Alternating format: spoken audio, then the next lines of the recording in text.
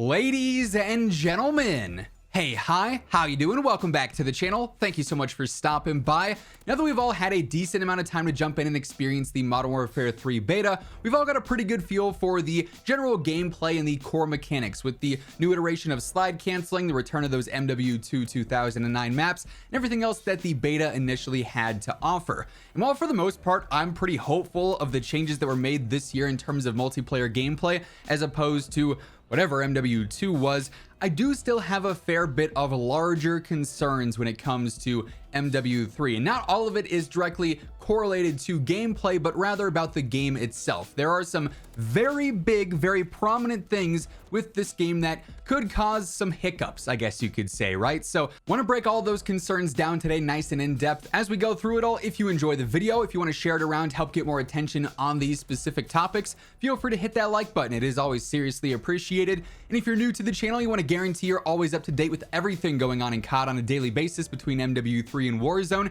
be sure to hit that subscribe button and join us on the road to 1 million subs. But initially, I think this is sort of like a universally accepted thing now that we all want to see updated the servers, and sort of coinciding with that, the tick rate of said servers and general hit reg in gameplay.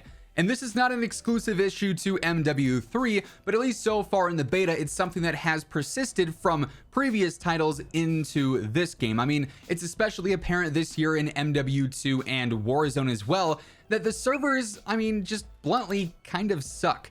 There's always a lot of packet loss, there's a lot of instability where you're lagging around for a few moments at a time. Sometimes it could be mid gunfight and it absolutely costs you. Other times it's just as you're trying to rotate or navigate the map. It's annoying regardless, right? And MW3, while the connection didn't feel as bad to me sometimes, I mean, the servers are still Call of Duty servers, which means that in certain gunfights, it's going to feel like you shot them 5 times, but then you get the attacker feed and it says, well, they shot me 4 times and we have the same guns, so what exactly happened there? And it just feels like you win some fights that you maybe shouldn't win, but then you lose a lot of fights that you feel you absolutely should win. Then on top of that, it is the packet burst, it's the lobbies disconnecting, it's the random freezing and stuttering. COD servers are far from perfect, which I feel like, you know, for a title that's this big, a AAA studio behind all of this, Activision and soon to be Microsoft now too, it's just not something that is necessary by any means. Servers should be pretty pristine, I feel like, on a game of this magnitude. So that is something that, in my opinion, absolutely needs to be addressed and needs to be updated for launch. Do I think that'll happen? I mean, going off the fact that they've sucked for a long time, I don't necessarily anticipate the servers will get better, but I guess I can always hope, right? Moving on from that though, another pretty major thing that I want to see addressed is Ricochet. Now, we do actually already have some news in regards to this to go over. The COD Updates account did post during the beta weekend saying Team Ricochet will be ready for the MW3 launch with a new suite of detections and protections to go live on launch day, November 10th. Ricochet actioned against a small number of accounts during the MP beta weekend 1. For weekend 2, the team will be actively monitoring the beta and will enforce permanent bans against any account detected to be cheating across any platform. So initially there were actually some cheaters on console because of like PS5 dev kits, which are super hard to come by. I can't imagine spending that amount of money on a dev kit and then using it to cheat in an online beta. Like, that's just the biggest loser mentality ever. But then obviously it opened up the PC. There are cheats, there are hacks out there available for those types of players who, I guess, need that help in the easiest FPS to feel good about themselves. So they were there. There were definitely occurrences of running into cheaters, and hopefully they say that these updates are coming on day 1 on November 10th. They're going to be big enough to actually negate a large portion of these cheaters.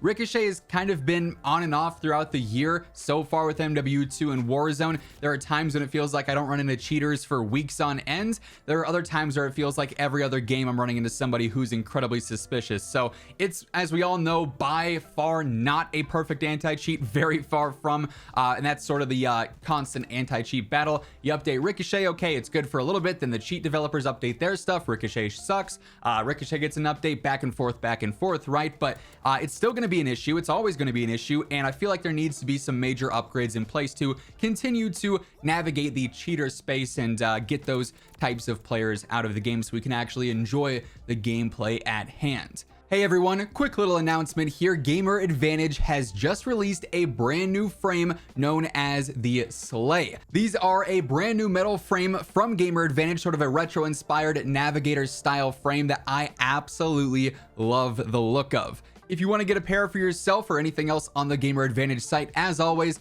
throw in code Immortal at checkout. You'll get a nice little discount. They do offer prescription or regular lenses, a little bit of something for everyone. If you want to check them out, link will be down in the description below. Another concern that I have is the longevity of their communication. I gotta give Sledgehammer props here. Their level of communication and their transparency throughout each beta weekend was phenomenal. They were on top of responding to community feedback with their whole Trello board, updating various issues that a lot of us didn't even know they were looking into initially. They were very clear, very concise, and very transparent overall with their communication.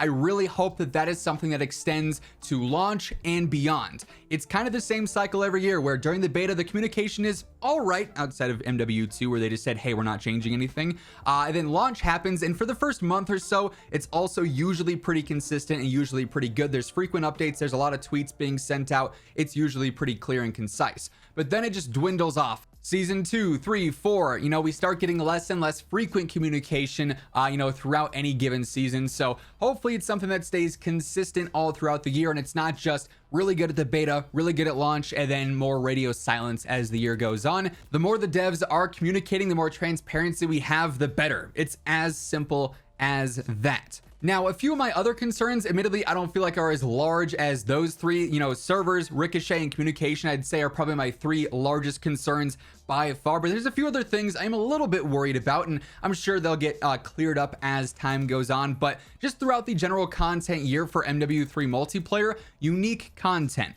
We know for a fact that we're going to have at least 12 brand new 6v6 maps throughout the content year. 3 of those are going to be with season 1, 3 are going to be with season 2, but then we have 6 split between seasons 3, 4, 5, and potentially 6. So hopefully outside of that, we still see a plethora of unique content to keep this game feeling fresh. Obviously, being that a lot of the maps are going to be MW2 2009 remasters, we've got those 16 right at launch. Players who have played those before might become a little bit more, bored with the general gameplay loop after a little while. So if we have, a constant stream of unique content dropping season after season, whether it's ground war or cutthroat or gunfight or 6v6, we actually get new unique weapons that aren't necessarily reused from older CODs like MW 2019 or even MW2. That's going to be big for having that sort of longevity factor and keeping players coming back rather than there being that huge hype at launch and then things quickly become apparent that the game is somewhat familiar feeling, both in terms of the general gameplay loop and then the content at hand. Then lastly, this one's very nitpicky, I won't lie. Tuning. Weapon tuning. I don't think it's necessary whatsoever. We've seen various images from promotional material showing that tuning is going to be in Modern Warfare 3 multiplayer and subsequently Warzone and probably Zombies as well. Obviously, it was not a thing that was present in the beta. Hopefully that stays, true to launch. I don't like the idea of tuning. I think it just adds another layer that's unnecessary to the gunsmith. Outside of being able to have your sights closer or further to you, I feel like that's the only benefit. Everything else is very gimmicky.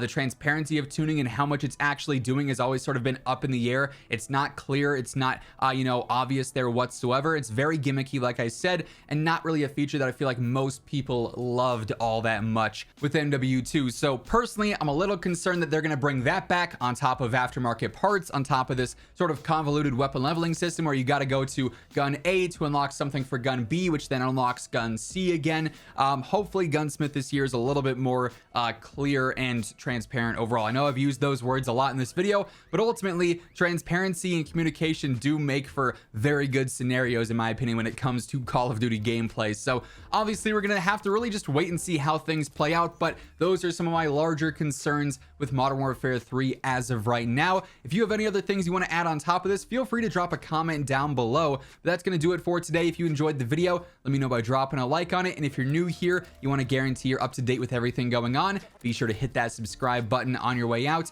But once again, thank you so much for tuning in. And until next time, take it easy, have an awesome rest of your day. I'll catch you later. Peace out.